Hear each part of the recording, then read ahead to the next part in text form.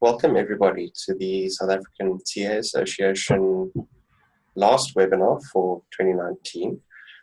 And it's my pleasure to welcome Di Salters on behalf of our community. Welcome, Di.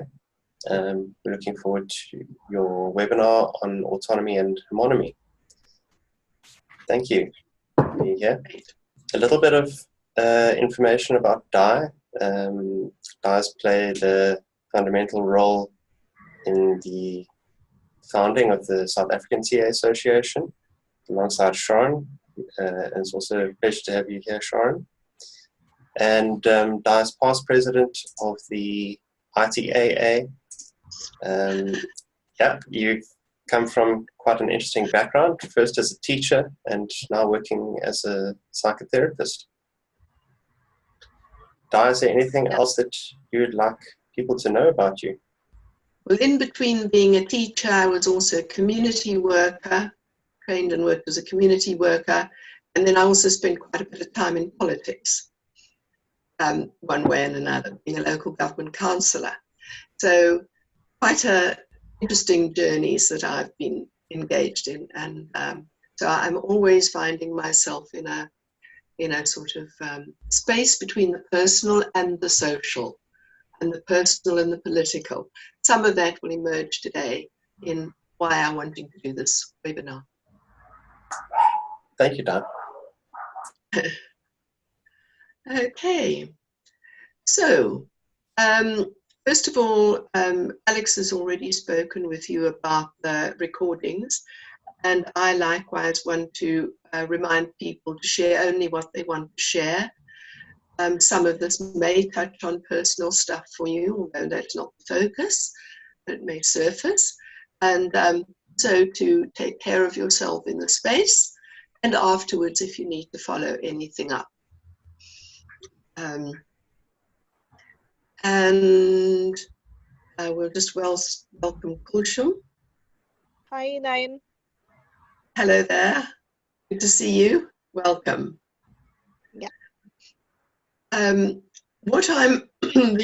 title of today's talk is a workshop, and I'm going to be splitting it up into sort of two parts.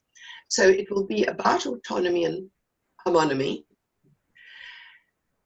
and then subsequently it will be about how autonomy and homonomy show up in different forms, in different times, for different communities.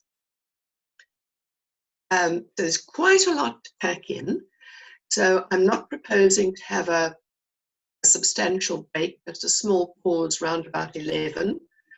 So if you need to take care of any needs in between, please do so, but that's when we'll take a short pause for toilet break and quick drink or something. And a stretch. Okay, now,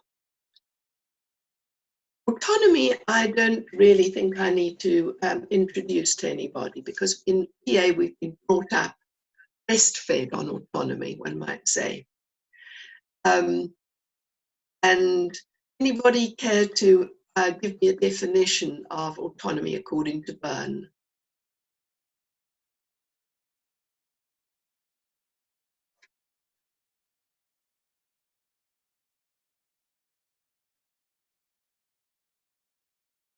So we're looking at being spontaneous, intimate, and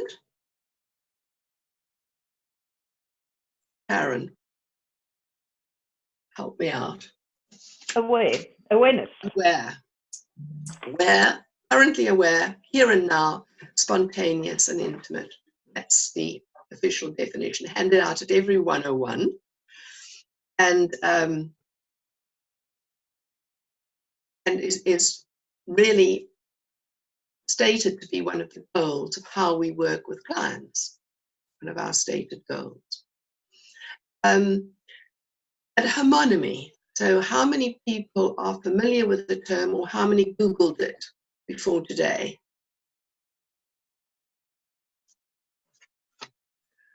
Thumbs up if you're, or hand up if you're aware of it or Googled it. Okay. So we'll start from basics. But just a little little side for you. I went on to Wordnik, and homonymy has been looked up 2,664 times. Charles Barrow reckons half that was by him. It's no one's favorite word yet, and it is not a valid Scrabble word. However, I think it's a very important word, and it's one I would like to see introduced into the TA lexicon, because it is a complement to autonomy.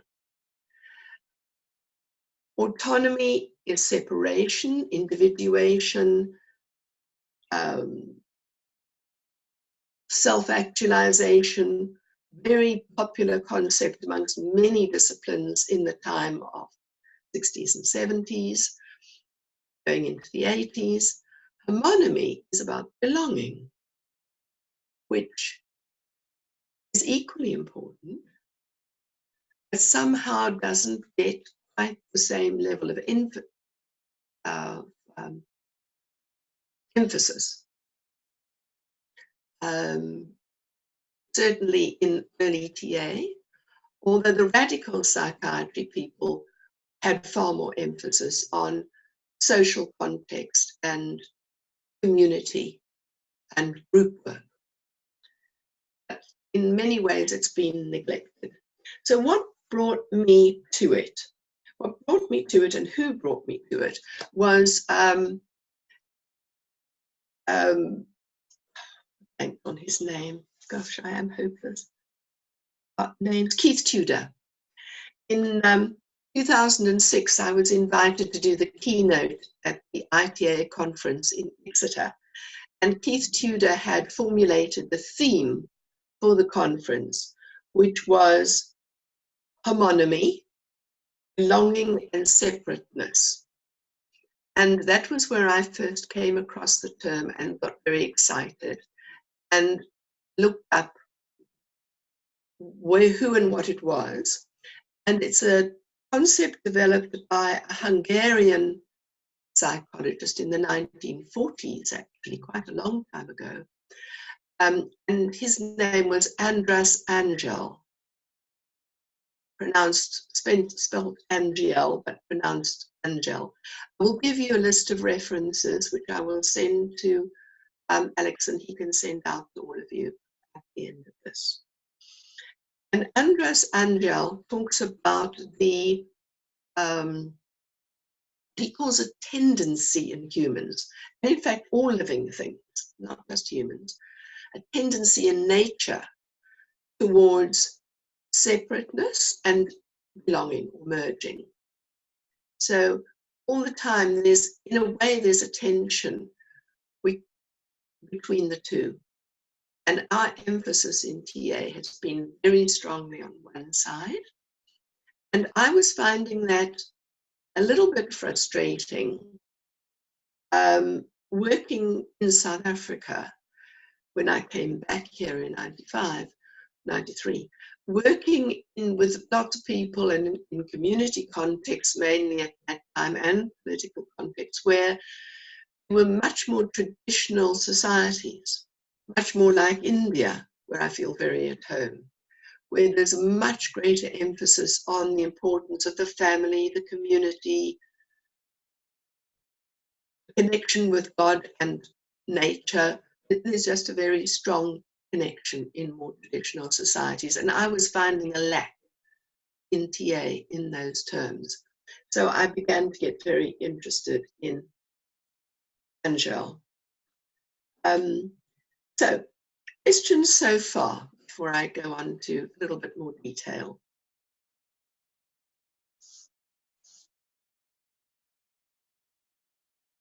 Is that clear enough? So at some point I'm going to give you some work in threes. Have we still got threes? Yes, we have, haven't we, Alex? Or maybe 4. We'll see how we go, how many people are around. We might just do it as a whole group, about some sort of internal reflection on how that shows up in terms of your experience. But for now, I'm going to go to just going to quickly look through my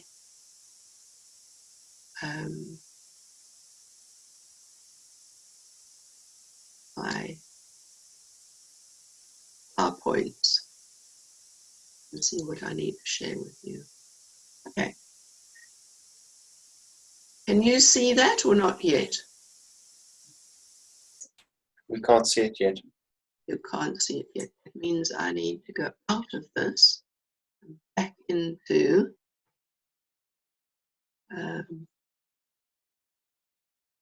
how do I get out of it back to the screen?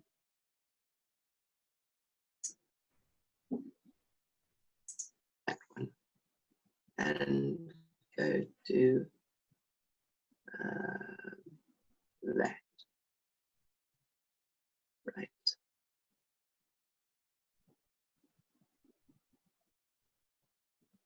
Are you seeing my screen now? We do. Yes. Right. So I wanted to share with you some ideas from Sari van Pulje's keynote, which was to be given at Coney. And because of the floods, it was video recorded and distributed later. She talks about belonging meaning membership, implying a group where we feel at home, or belonging creating a sense of ownership. I own my belongings, and that brings accountability. And if we break the word up, it gives us longing to be. We become more of ourselves if we belong in community. And we had a wonderful example of that in Kochi when we were there and having to deal with the floods together. Terrible situation, but an extraordinary sense of homonomy and community and sharing together. So that's where we're going to be looking today at those things. Anybody else want to add something about how they understand belonging and that sense of community?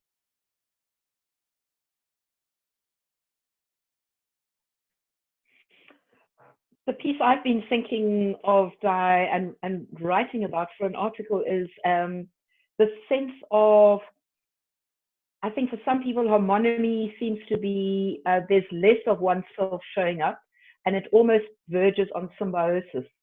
So how can it be not that, but that actually, and I think Tudor's we-ness really captures it, that the space between is more than the sum of the parts, if I can say it like that.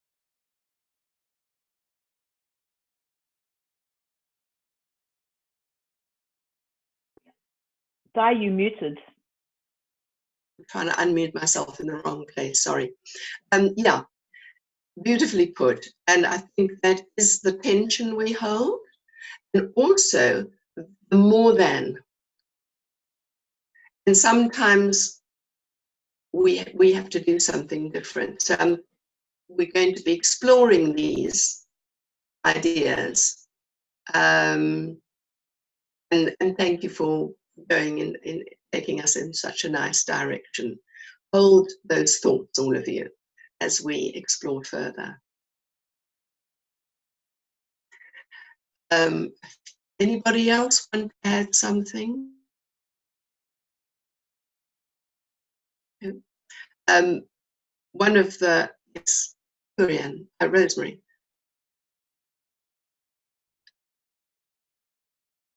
Muted myself. I was looking at the words that Byrne uses to define autonomy: spontaneity, awareness, and intimacy. And if we really look at homonomy, these are the three things that need to be present for us to be both autonomous and homonymous. And I completely agree with, I think that's extremely important as well. Actually see that there's not that much difference. And yet there is difference. Yes. So, you know, the whole bed of roses will tend to flower at the same time. They will be dependent on the same soil. And yet a peace rose is very different from another one. And one may be red and one may be pink, one may be white, and one may have a wonderful scent and others may not.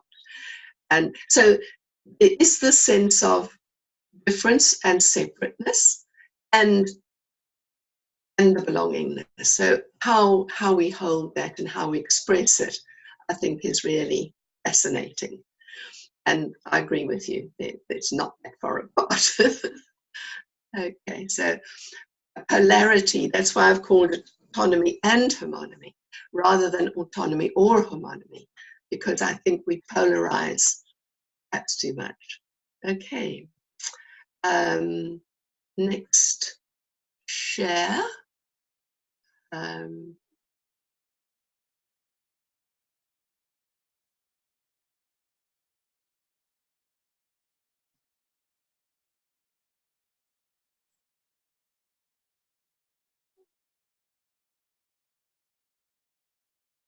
Are you seeing that? Oh, sorry, next one. You seeing that one okay? Yes, we got it. Yes, right. And really it is about being more than ourselves. So it's even more than we potentially, Karen. It's maybe we in a social and human sense, and it may be the one in a very whole sense of all that is as well.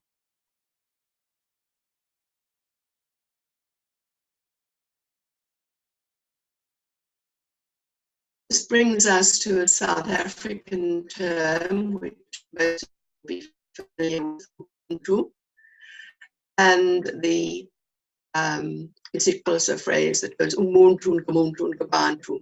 A person is a person because of other people.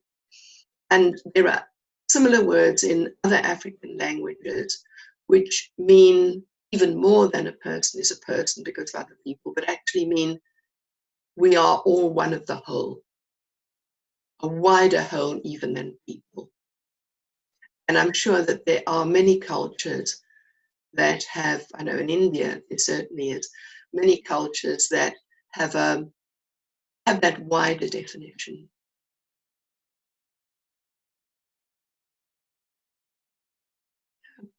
So looking at the bigger whole as well as the human whole, the family whole, the rugby team whole, the cricket team whole, whatever belongingness one is experiencing at particular times, and where that sense of belonging is coming in. Any further comments so far? It's making me think of the issues that countries and the world are facing quite a lot today, probably have faced for a very long time, and how if a person is a person because of other people, how that might be seen across different cultures, across any kind of distinguishing characteristic, whether it's the name of your citizenship, size, shape, color, language, religion, anything. Because it's probably easier for people to resonate with that, with the concept of Ubuntu within their own demographic than it is across demographics. Yep. We tend to identify with a particular group, and sometimes we do that to the exclusion of other groups, and sometimes we do that in a way that is more inclusive and the group is very wide. So yeah, it will vary according to culture and context. And that will definitely be part of the second part of what we'll be looking at in terms of spiral dynamics and how it plays out in different cultures and different frames of reference. Thank you, Alex.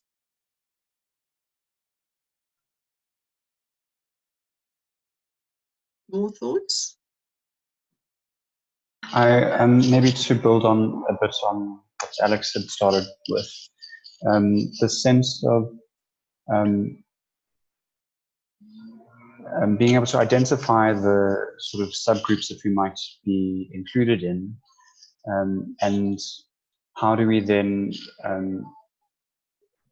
maintain the boundary, but without becoming detrimental to other groups. And I think that's where we see a lot of difficulty now, is almost over identification with the group and being precious about it.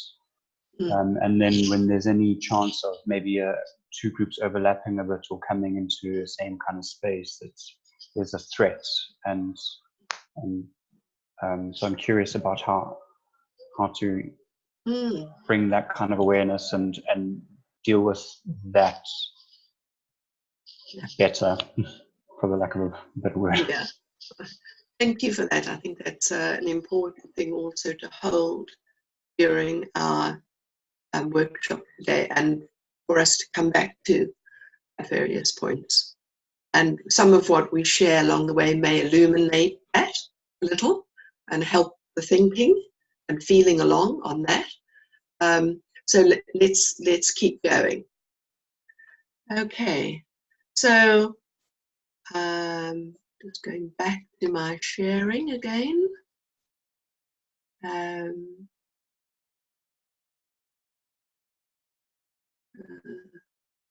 There's something just to lighten our day, all of us.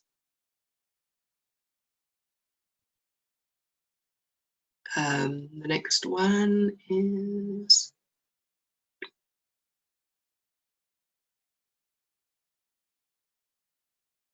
two great leaders of our human race at the moment, who know a lot about humanity and a lot about homonomy and a lot about autonomy. So next one.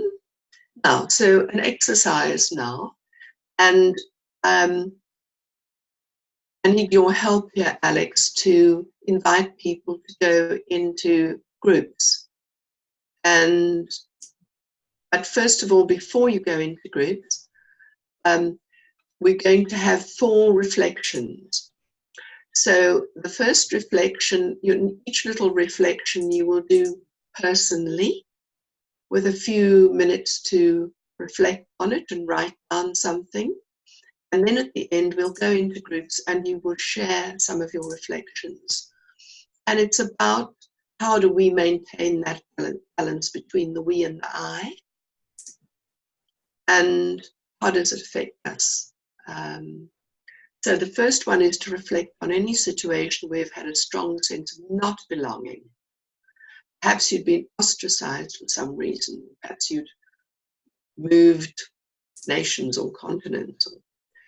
What was that like and how did you manage it? Loss of we, sense of we, and more reliance on I. So it may have been in school, it may be very recent. Take a moment to reflect on that and jot down a few thoughts. I'll just give you 2 minutes on that.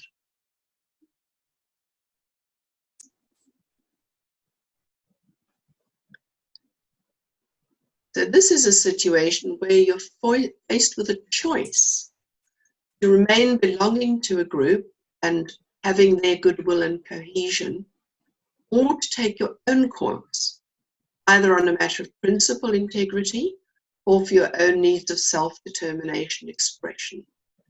So you might have had to stand out from a group that you belong to, a family group or a faith group, or whoever, to take a different stand, race group, to express yourself differently.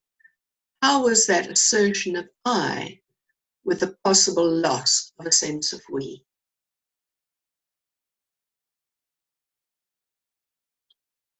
Okay, and I'll give you about 2 minutes to reflect on that. Next one is to reflect on any situation where you decided to give up on your own intentions or plans in order to retain group belonging or cohesion. This may have been, sorry, wrong way.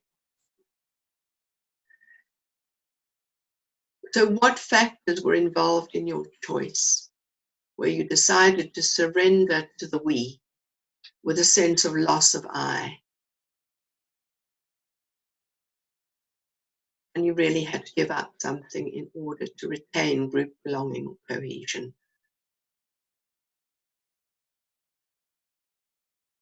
Time to reflect on and write a few words about that.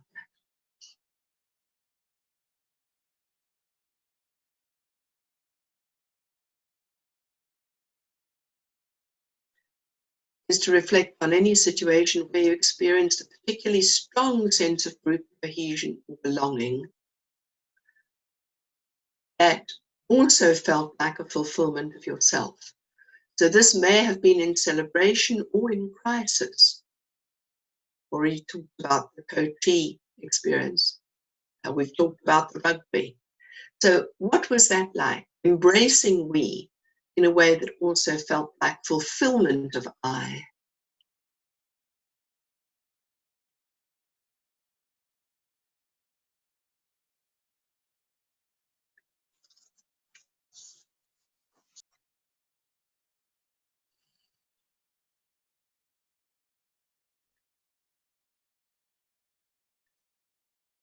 I'm finding it quite tricky sharing the screen and not actually knowing what's going on with you and not being sure I can come back to you safely in between. So did I give you long enough time? Okay, good. Excellent. So now in your different rooms, have a chat about what surfaced for you, what was interesting, what questions came up, what were you juggling. Let's hear some of that. And if you took 5 minutes, I think that would be long enough in the group to simply share the highlights of that, and then we'll come back to further discussion. Okay, see you in 5. Welcome back. And did you have enough time for that? Good. Not quite. Sorry. Okay. So it would be really nice to hear now both anything further that you didn't get to say in your group and some highlights from what you did get to say. What questions arose for you? What was interesting in your discoveries? So my reflection on my experience is that the moments of belonging are way more infrequent than the moments of not belonging. And for me, the moments of belonging have only happened with smaller groups of people. And a question that's come up for me, maybe it's more of a wondering, is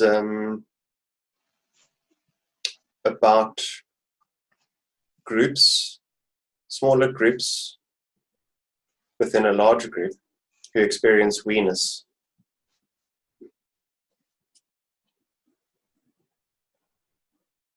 I'm just writing a note here to come back. So I'm not sure if the word is the correct one to use, but I'm thinking about tribalism. Mm-hmm. So where the group is very circumscribed, is that what you mean by that? Tell me what you mean by circumscribed. I'm not sure what you mean by tribalism. So within a larger group, which can be identified as an entity, there will be smaller groups, but there might be a significant experience of we-ness within a smaller group.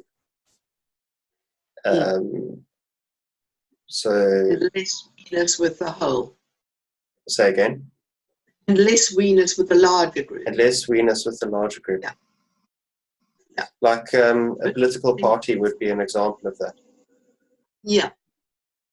Yeah. Any other observations? I'll come back to bringing those in. Yes, Rosemary. So in reflecting on those experiences that you asked us to reflect and think about, the 1 and 2, which is where I lost contact with the group and I had to rely on myself, I feel those are the spaces where my defenses were really up, where as a child and my experiences were of me being a little girl. And that's where I must have made all of those driver decisions, that over-reliance on myself, leading to possible script decisions and racket systems. And as I move towards the last question that you asked us, which is embracing me and fulfillment of I, is are really the spaces where I feel belonged in a group. And when I belong in a group, there's a huge amount of acceptance of who I am. There is no risk in being who I am. So there is a definite component of autonomy there. So while belonging to a group, I am autonomous there. So I saw that thread coming up in my discussion with Sharon. And Sharon, though, had a different narrative, but somewhere it led to her saying, while I belonged, I had more power in myself. So that underlying tone in our discussion were very similar. Okay. Do you want to say more about that, Sharon, in your own voice?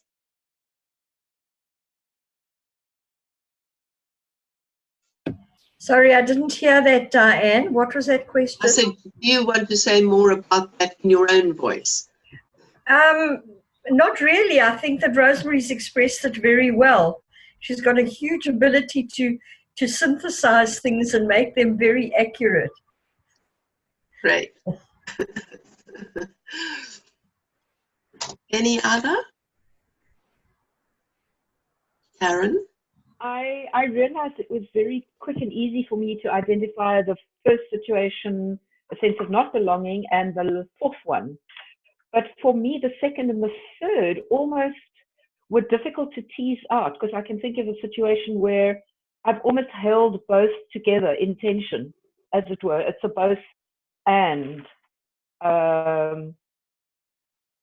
Within my faith community, staying within connected and belonging enough, but yet having a subsidiary group that fulfilled the need that wasn't being met within the bigger community, if that makes sense.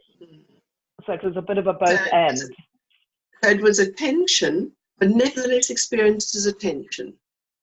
Both and experienced as a tension. Exactly. Yeah. Thank you. Andrew. What I haven't got a clear picture yet, but my sense was something around at times when I've noticed myself in the embracing we and fulfillment of I, I've had to potentially journey through another phase to get to that. So I'm kind of holding it lightly, having been only freshly exposed to these 4 questions now, reflection points now.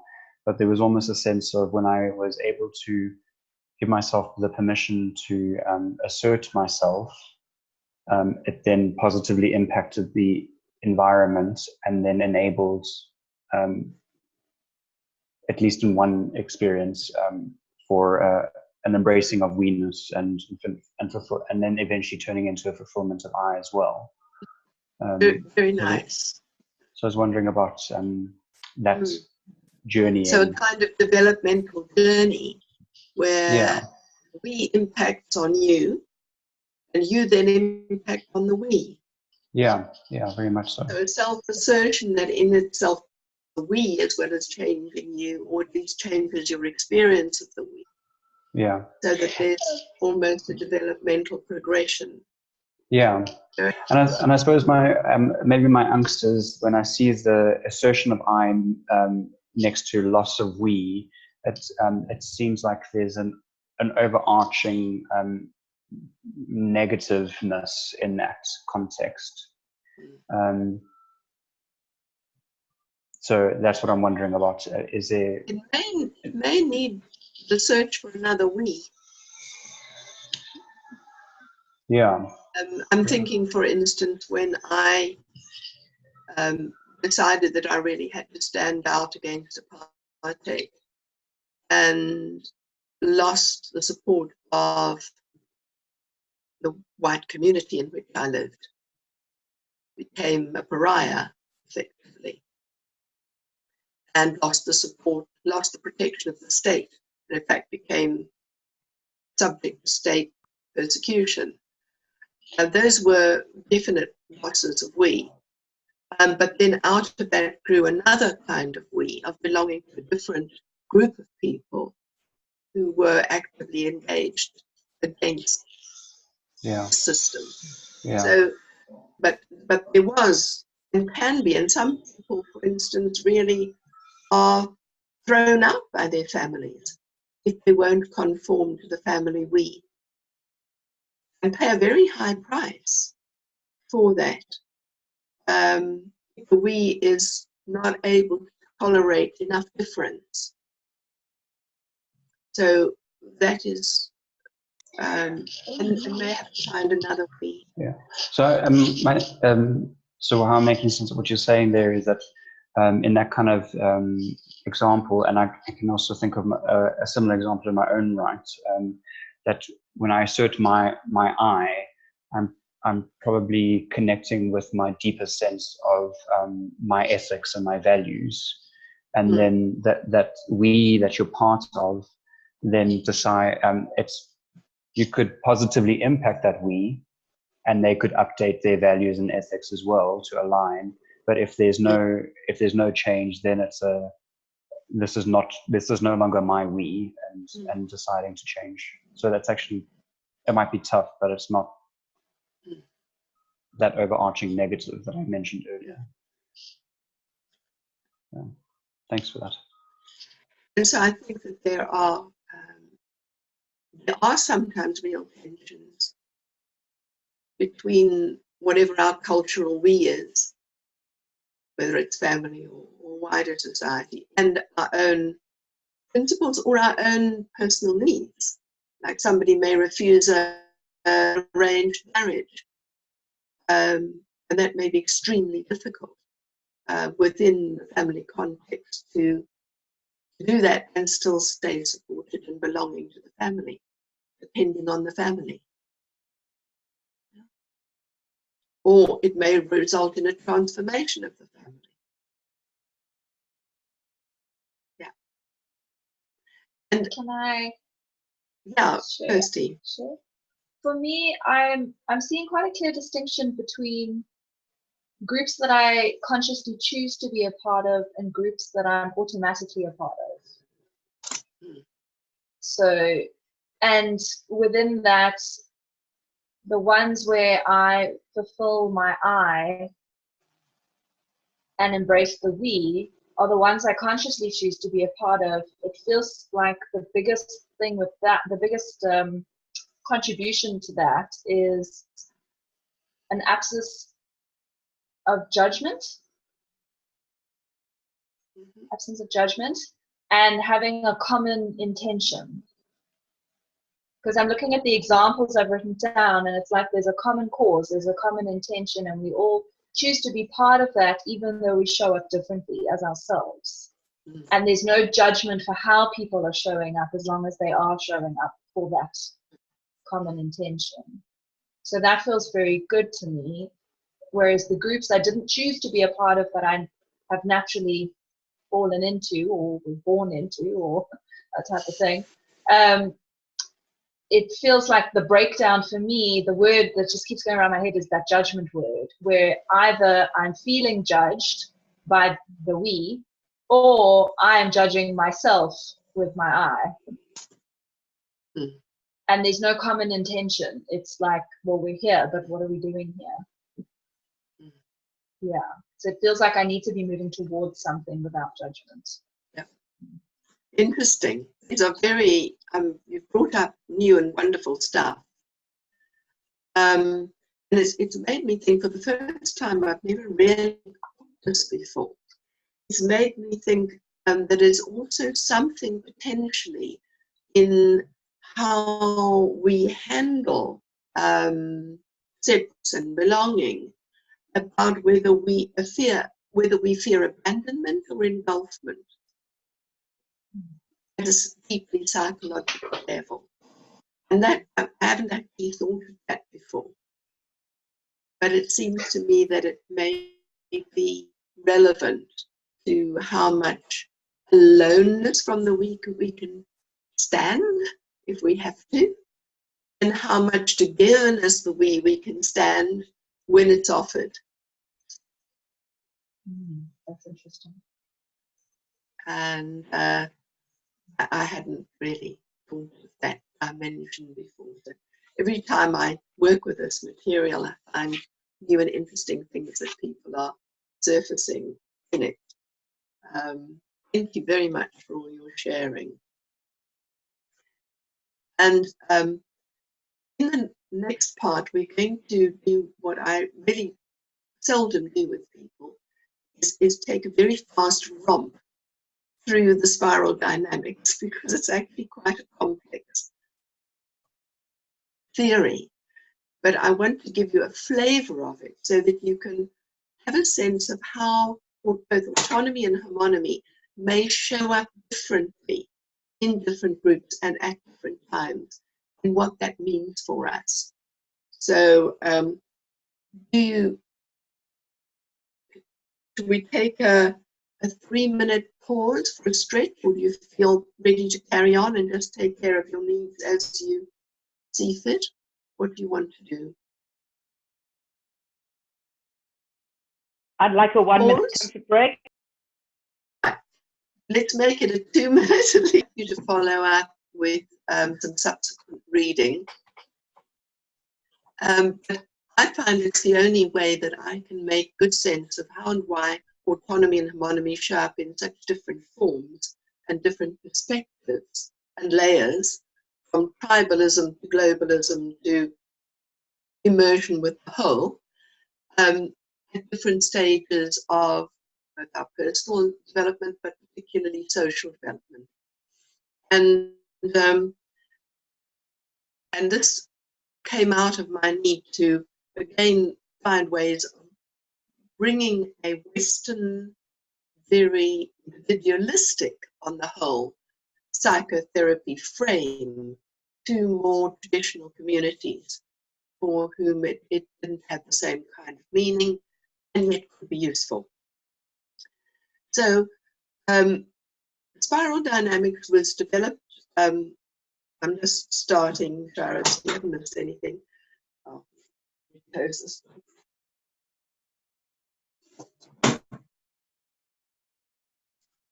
Spiral dynamics was developed in the 50s and 60s by Claire Graves, who was a contemporary of Byrne, but as far as I know, they never met. It would have been nice if they had, but I do my best to bring them together in my work. And like TA, spiral dynamics has a developmental approach, but it's developmental in terms of social values and frames of reference and types of mind, really, ways of thinking about things. And Claire Graves did a lot of work in anthropology. He was a psychologist, but he did a lot of work in anthropology and studies there, and worked with his students to look at the question of what is a mature human being? And because they wanted one answer from him.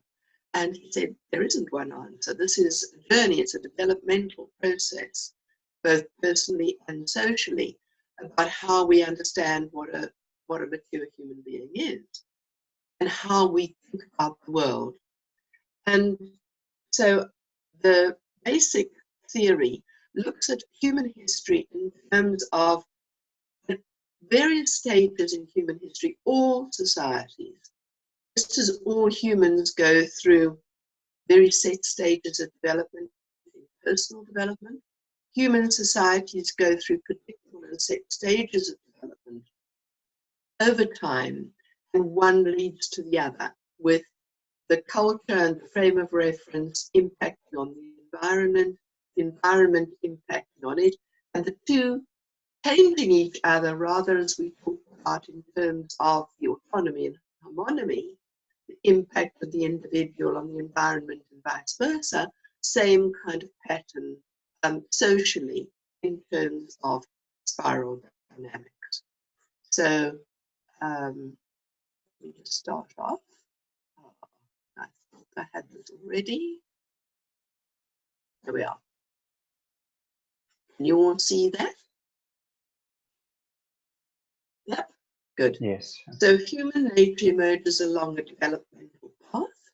The environmental and social circumstances of humankind impact on, interact with our biological, neurological capacities, create an evolving spiral of great complexity of social organization and human consciousness. And I'll give you some picture of how that works. There's the spiral. Somebody later, Beck and Cowan, 2 people later, added the colors to Claire Graves' rather complex categories. He had numbers and letters, which were almost unintelligible. And the colors made a big difference to making it more understandable. And the spiral is moving, it moves along both historically, different cultures and different parts of the world and geographies at different times go along historically, but also upwardly in terms of being more and more expanded. And I see that as relating to physis. And Claire Graves posits the idea that the spiral fluctuates between being self-sacrificing and self-asserting. So between autonomy and homonomy as trends. Not that we ever lose one or the other, ideally, but that the trend moves from one side to the other as we move along the spiral. So how does this play itself out? If we look at the first band is really about how all humans began in terms of hunter-gatherers. And we all began probably in Africa. That's the theory, with very small groups of people and no hierarchy worth mentioning. And on the one hand, it almost should be right at the bottom here, where there isn't a difference between autonomy and homonomy. There's one with the all, being at one with the animals that we're hunting and the plants that we're gathering, and the stars and the world. And yet there's a beginning of some kind of assertion of the self in terms of survival. Oops. Hunter-gatherers close to nature. The next one is really where your issue about tribalism particularly comes in. That remains, of course, relevant. All of these remain relevant through all of our experiences and social experiences. And that is where there's a very large emphasis on tradition, on oral history, on this is the way we've always done things, on this is the way our family does it, this is the way our clan group does it, this is the way our tribe does it, because our ancestors have always done it this way, with a very strong emphasis on ancestors and a very strong trend towards homonomy, towards the loyalty and belongingness of the group, and don't do it differently because that's not catered for. The next one is where the emphasis is on power, and this is where the groups have got large enough now for there to be some accumulation of wealth, which tends to fall into particular hands.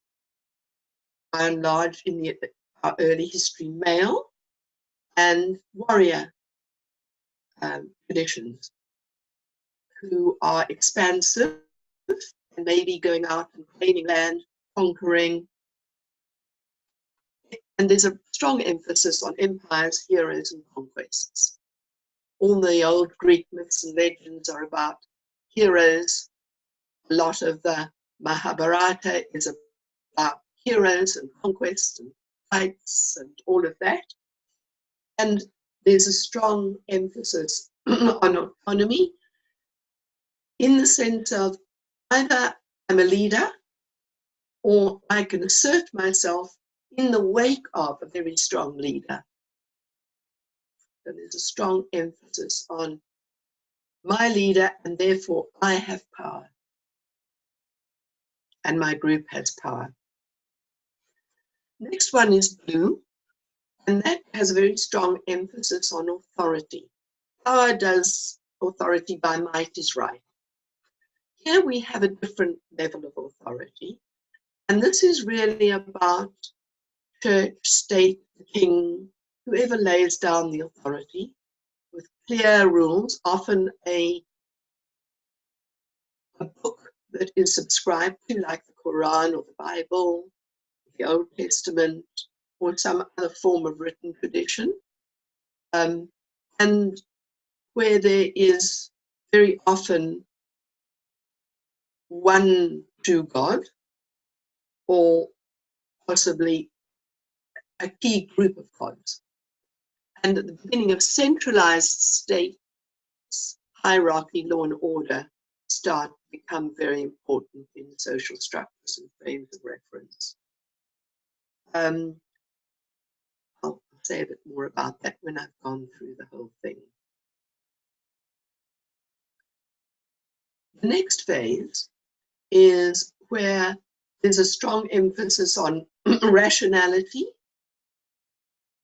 and also on individuality. So I can be a scientist who stands out against the ruling of the church that says the sun revolves around the earth. The earth is the center of the universe. But when we come to this stage, scientists can stand up and say, no, actually, we are learning and finding out that it isn't the law that governs, but there are other laws, higher laws, not the church law, that governs the movement of the planets and stars. And we are interested in finding out what those mean, what those are. It's also a time of development of capitalism and the freedom of wealth from land, so that it didn't have to be held in a particular way, either by power or by authority, that it could move freely around the world, sometimes resulting in some very interesting developments, sometimes, particularly when followed by these two and established by these two, great rape and pillage in terms of colonialism. That's because of these two being part of it. They're all sort of coming along the way. And I'm going to go to one more, community, where there's the development of social democracy, much more emphasis on equality. This is the first point in our human history, apart from right down at the bottom there, where there was little differentiation between men and women's roles and power. this is the first where women are starting to claim equality. Slavery campaigns really get going, where there's a different sense of what we owe each other as humans rather than simply my tribe or my clan group or my hero group. So there's a widening sense of homonomy. Also there, the tend towards homonomy, but a widening sense. And at the same time, the capacity potentially for a wider expression of autonomy. I don't have to do what my father and my grandfather and my great-grandfather did. If they were cobblers, I don't have to be a cobbler. I can be something else. So there's this expanding notion of homonomy and autonomy on different sides with a fluctuation between the two. I'm going to pause there for a moment for questions. Is any of this making sense so far? Yeah, some nods and some doubtful expressions. I'm doubtful. Apart from community, I actually see all of the other bits swapped around. Authority to me seems more resonant with autonomy. Let me talk about power. So when you talked about authority, you said there might be only one true God or group of gods. In terms of empires, which falls under power, there's often the same kind of social belief or religious belief. Just think about the Roman Empire and the Greeks before it. They had lots of gods, by and large. Yes, I know. But the real power there rested in the emperor. Here, in authority, so the emperor would have power, Caesar would have power. But when we come to here, the king has power, but he has to justify his power as given to him by God. Okay. Or given to him by law. So it's a difference. It's not power by might, it's power by law. That doesn't mean to say that the king won't utilize this type of power. Okay. But it's a different understanding. Okay, that makes more sense. Yeah. Yeah. Does that make sense to you now? Okay, great. Thanks, great question.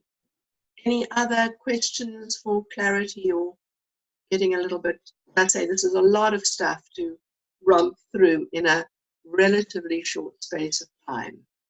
I'm just wondering what comes next after community. Where from here? Okay, before we go on to that, can I just give it sort of, I'll use South Africa as an example because for me that is, it is the easiest for me to give examples around. So we all began in Africa with our hunter-gatherer and ancestors close to nature. And gradually tribal groups developed with cattle and land, and a different, wider sense of, and also a different level of hierarchy. There's more likely to be a chief who controls some of the power and organizes, and they're also important people who act as go-betweens between the ancestors and ordinary people, sangomas, traditional healers, and so on.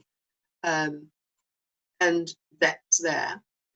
And then within South Africa, different, one particular tribal group, the Zulus, started to develop an empire and really began a system of conquest over some of the other groups within the country.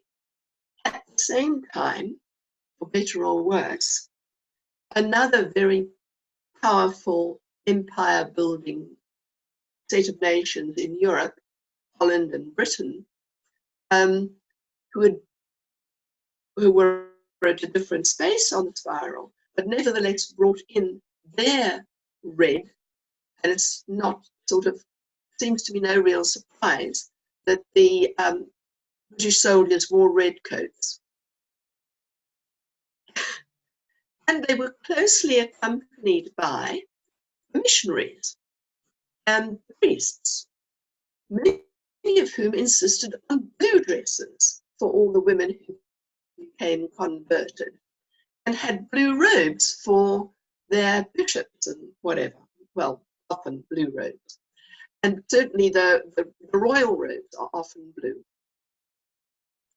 And the police wear blue uniforms, the English police. So there we go through. So they brought into this mix where both the authority of the church and the law, which didn't fit with us at all, and their power, which was clashing with the Zulu power.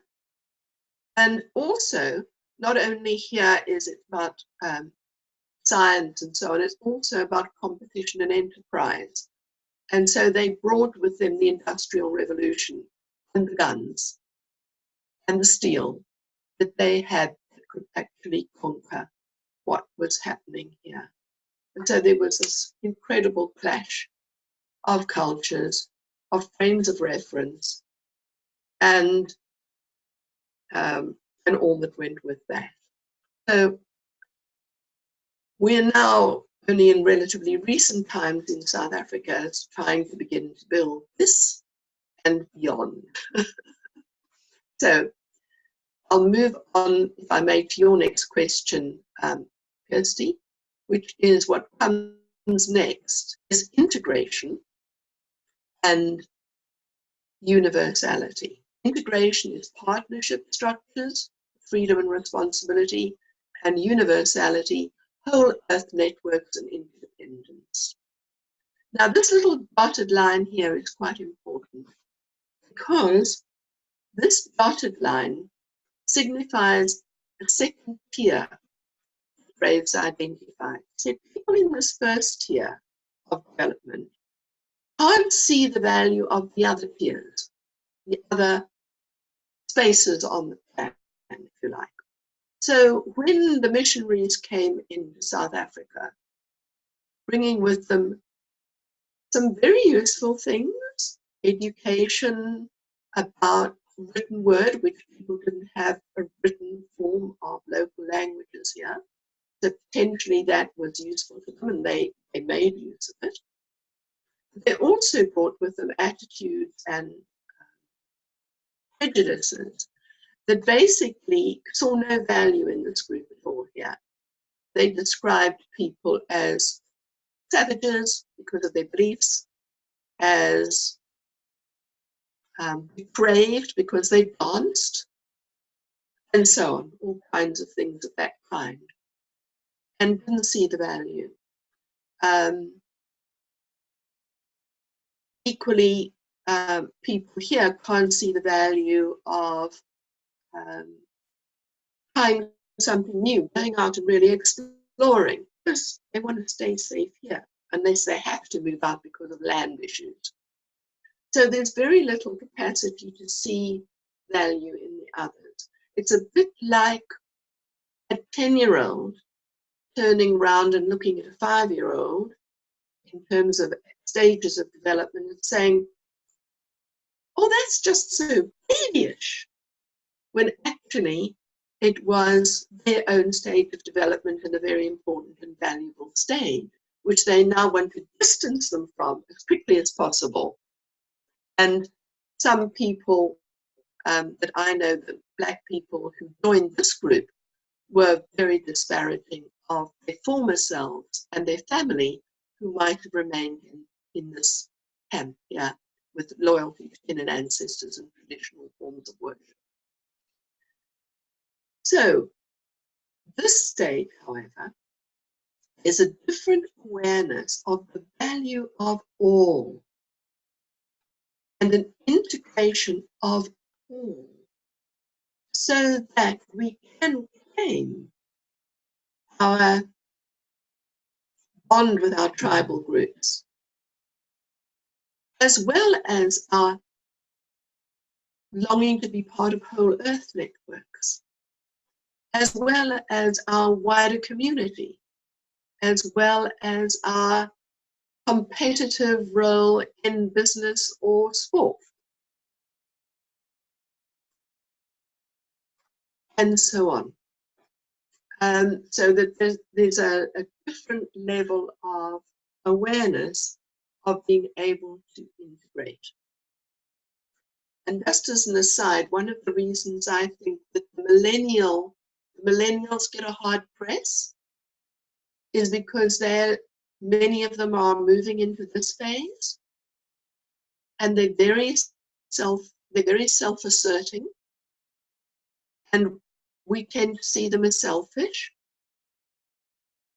but they're not self-asserting in the same way as this, which can be very much at somebody else's expense. They're self-asserting, but not at somebody else's expense. I definitely see that with my son and some of his friends. And this and this and this are all trends towards homonomy, but they're different. This homonomy really extends to my tribal group and not beyond it particularly. This one extends a little bit beyond it, but very much within the frame of what's allowed by my laws. So I might be a very, very strong, inclusive Christian, but rule Muslims out of all consideration at all by sliding back into some sort of tribal thing here. And because their law doesn't conform to my law. And I will respect the fact that they've got a law, good for them, but it's not my law. This will be more open. And one of the things that I find in terms of working with communities in South Africa is a lot of people from the NGOs are here, and they're working with groups that have this frame of reference. And when this group moves naturally and correctly to a more self-assertive expression of power, individual and with their powerful leaders, this group go, oh no, that's not very nice. That's not what we were hoping for, and disappear, leaving chaos in the community and in the township where they were working. And so I think the understanding of the how and the what and the why of these various trends towards homonomy and autonomy are very helpful in understanding both where groups come from and where our clients may come from. I worked with one young man, for instance, who had a little bit of this, but grew up mostly on the Cape Flats, which is a very harsh, gang-infested area of Cape Town, where you have to be pretty much a macho man, or be part of a gang, or be a mummy's boy, and never venture out of the house. He chose to become a mummy's boy and very close to the church. He stayed within that frame of reference, and he had to deal with all of that. But he also went on, he was sort of very bright, and he was encouraged by his teachers, and he went on to university, and he was doing his master's and preparing for his doctorate, but he was really struggling with internally and with his family and his context. He didn't belong anymore. They didn't think he belonged, and he didn't think he belonged. And it was only by working with this and facilitating his integration at this level, with the community that he came from, with his own learning and science, and with the church and what held him there, and also confronting some of the power dynamics of his harsh environment, that he was able to find a bridge with which he could still find some kind of belonging in his community and with his family, and still integrate his own new levels of autonomy and homonomy.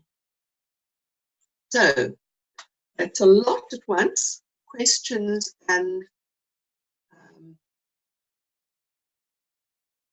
responses. Can I take this off? Oh, there's Physis, sorry, shoving us along this developmental spiral, whether we want it or not, both individually and socially, as I see it. I can let you have the slides, so don't worry about not capturing everything. I'm happy to let you have the material afterwards,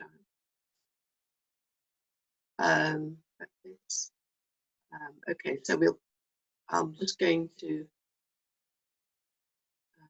move out of this for a moment. Can I do that? Yes, yes.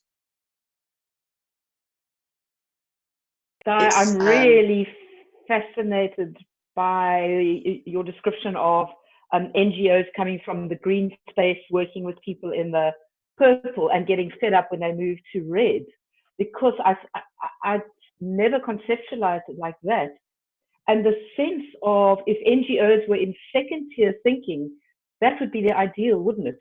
Because then they allow that general movement. But so often NGOs are still stuck in green. Yeah. And I'm also thinking of Ken Wilber's phrase of transcending and including. It's not pushing away something in the first year. It's actually embracing it and including. It makes a lot of sense with a project that I'm currently involved in with an NGO. I'm so glad, because I have found it valuable in my community work, absolutely invaluable. And the thing that red needs is not to be pushed down and not to be told, no, that's bad, go away. It needs harnessing through blue. So it needs to be self-expressed into its more productive forms, and the more destructive forms need to be harnessed by blue, which is where sport and boxing in the townships and all those kind of things become incredibly useful, where young guys really wanting to assert force are taught containment, rules, self-discipline, where the ref's word is law, and all of that. No, I've got very excited realizing it's put a framework that I know onto an experience that I hadn't realized that this framework could add such value. Thank you. I'm delighted. Other questions for people to whom the stuff is not so new. I mean, who's not familiar, who's really new. And I'm very aware that for some of you this is very new. And there aren't any stupid questions. Please feel free to challenge, to ask, to this doesn't make sense earlier, and then it did.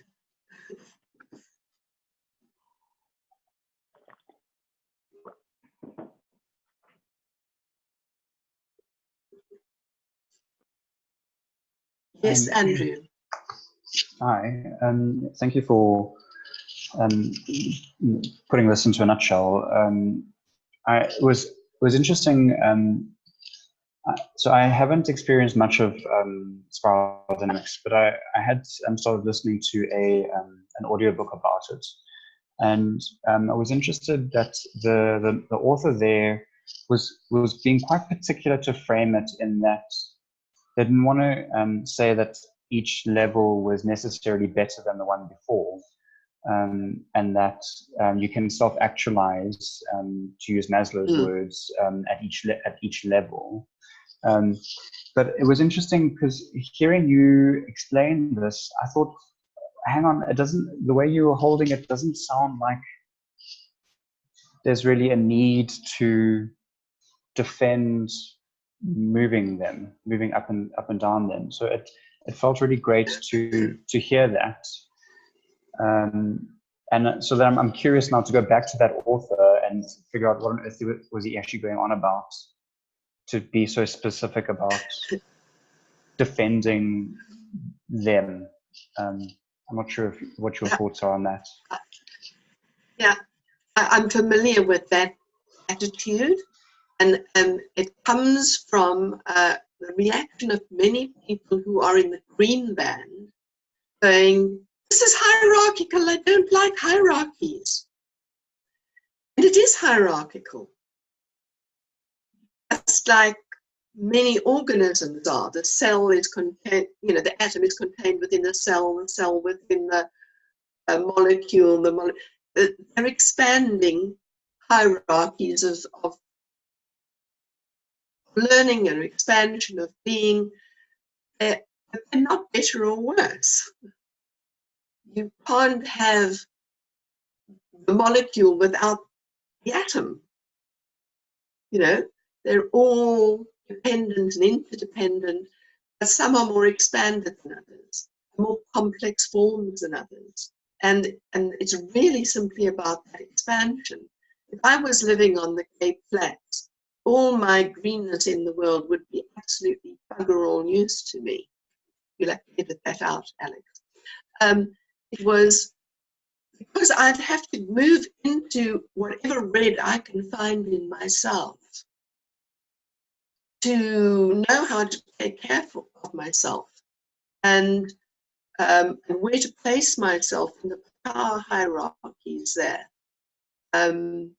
Otherwise, I'd just be looked at like I was a soft touch.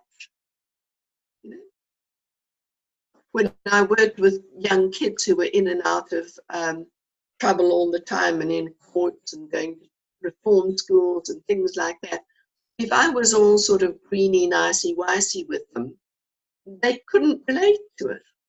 I had to relate to them in where they were and then move into providing some blue to contain them and then some other stuff to really help them along the spiral. Yeah. It is not a better or worse. It's what is suited to your environment. Whatever that environment is, that's where you need to be. And you can move out of it if you can separate enough from the we, assert the I, and move around. That's what it's all about. Rosemary, how are you getting on with this stuff? Oh, I'm glad you just asked. I was sitting with a question, Diane. I was wondering, even at the lower levels, is it a possibility that one experiences autonomy and homonomy? The survival. Everybody moves between. Yes. Everybody moves between both. There's always autonomy and homonomy. It's just where does the emphasis go? It's not that people lose all autonomy or all homonomy. There's a trend more in one direction or slightly more in the other. Yeah. Yeah. And some people ask, well, what about the vision of wholeness and a sort of mystical vision that people might have of wholeness that can happen at any of those levels of a sort of mystical oneness? And I think it can happen at any level, and I think that's a slightly different thing, which is a mystical union with a one, whether you call it God or nature or universe or whatever. That can happen at any level. Usually it only happens with a handful of specialist people, gurus or mystics. It doesn't happen for everybody. And so moving the whole of the human race, if you like, up into more global consciousness and oneness meditation practices is a very new phenomenon. That so many people are widely practicing meditation and seeking to develop that kind of universal consciousness. That's quite new in human history. Yes, and also I noticed when you had put up survival at the bottom of the pyramid, and in that it is, I forget the first sentence, but the bottom part was close to nature. The hunter-gatherers and close to nature. And in being close to nature, and I'm not sure if it'll fall under tradition, but there was a time, there is still a time where there was the hunter-gatherers would worship nature, in feeling one with nature, in looking at the river or the mountains or the sun or the wind, all of it as and in reverence, in also feeling oneness with it. So I see an amount of tendency towards homonomy there as well.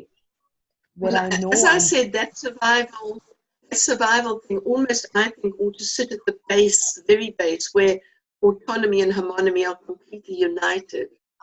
Yes. And that isn't quite, Davis puts that even slightly earlier, where there's almost no differentiation. But yeah, I would agree with you that some of the very early indigenous people had a tremendous sense of being absolutely one with each other, with nature, and autonomy and homonomy being perfectly expressed within the range of the world as they knew it, which was not the same as the range of the world as we know it. Mm-hmm. We have many more challenges to try and achieve that.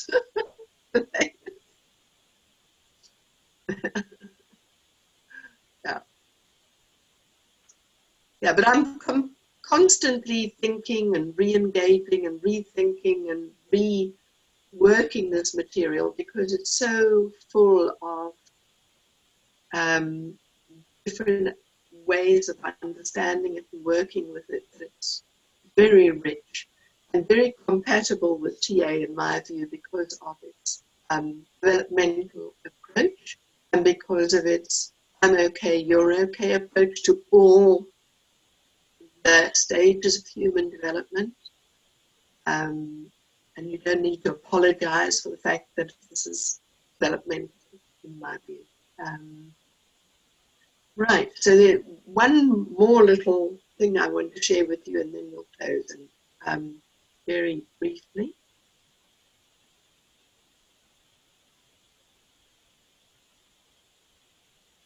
Where am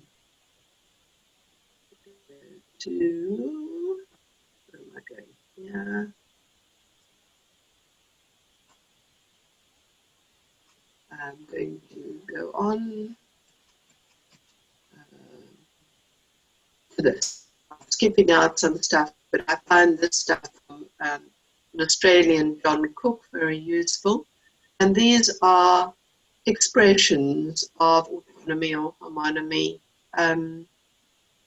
in terms of I survive, we believe, I dominate or am dominated, we follow the right law, I achieve and discover, we relate, I explore and tolerate uncertainty, we flow in the energy of life.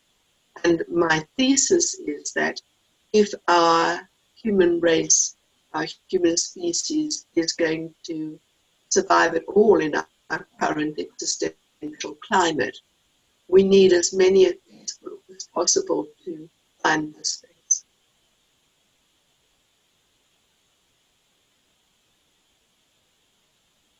Where the I and the we are so much more than the sum of the parts. We need to integrate. I'm going to skip that and say thank you. But I'll let you have the other slides because I want to allow a few minutes for closure and final comments or questions. I'm uncomfortable with the model because it seems to be quite dualistic to me. It seems to be quite dualistic to me in terms of the.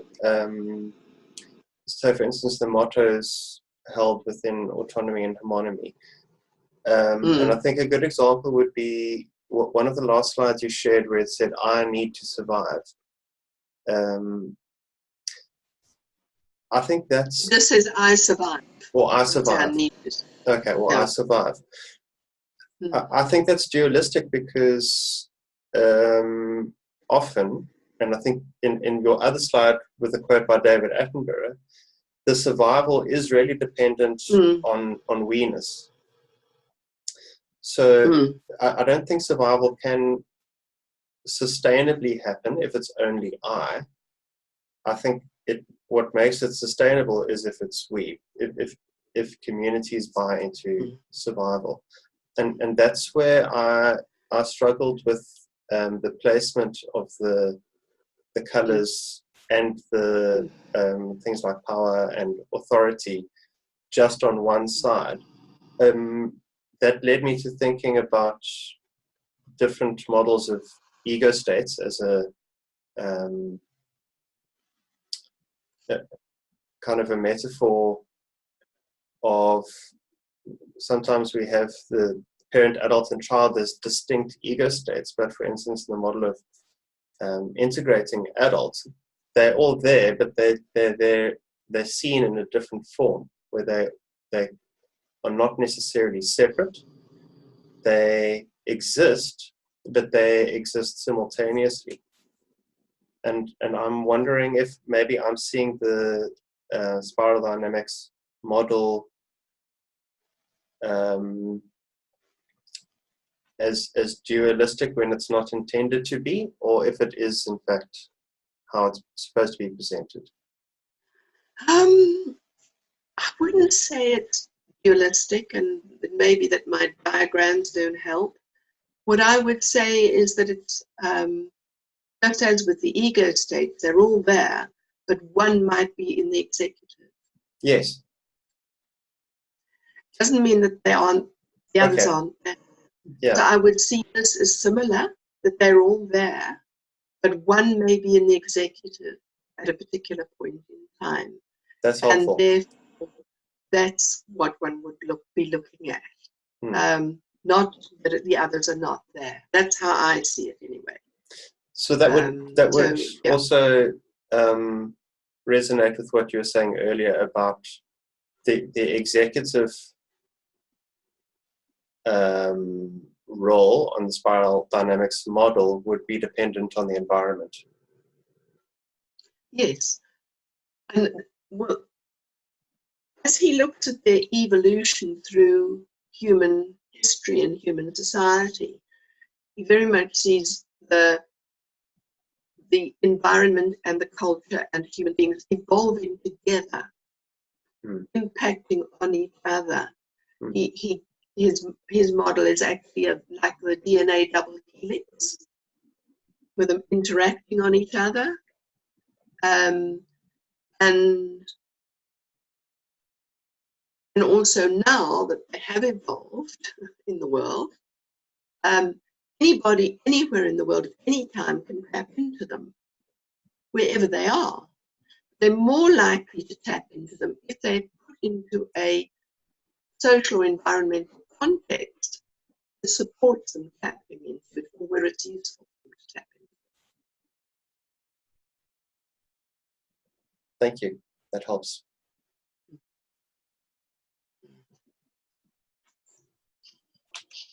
So we are at the end of our time, I'm aware.